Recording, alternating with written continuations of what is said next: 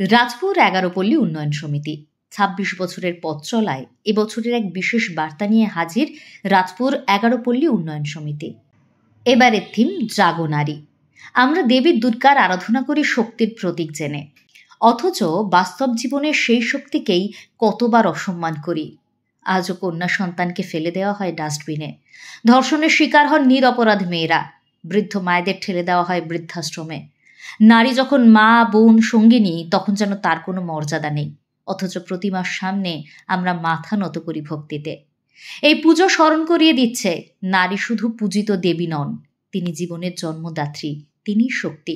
তার প্রতি অবমাননা মানেই শক্তির অবমাননা। যে সমাজ নারীর মর্যাদা রক্ষা করতে ব্যর্থ, সেই সমাজ কখনো সভ্য হতে পারে না। জাগো নারী থিমে ফুটে উঠেছে ৩টি মূল কথা। নারী সৃষ্টি ও আশ্রয়ের প্রতীক, তার সম্মান রক্ষার দায়িত্ব সবার। ভক্তি শুধু মাটির প্রতিমায় নয়, জীবন্ত নারীকেও সম্মান জানাতে হয়।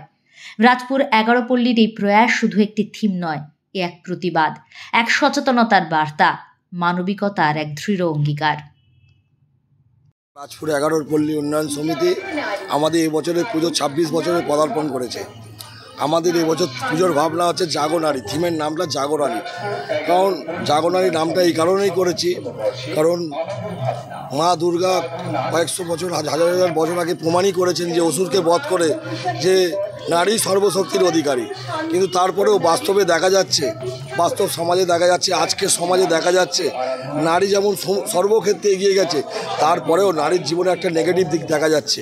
যেমন আজও ছোট একটা বাচ্চা জন্মগ্রহণ করলে, শিশুকন্যা জন্মগ্রহণ করলে ডাস্টবিনে তাকে পাওয়া যায়।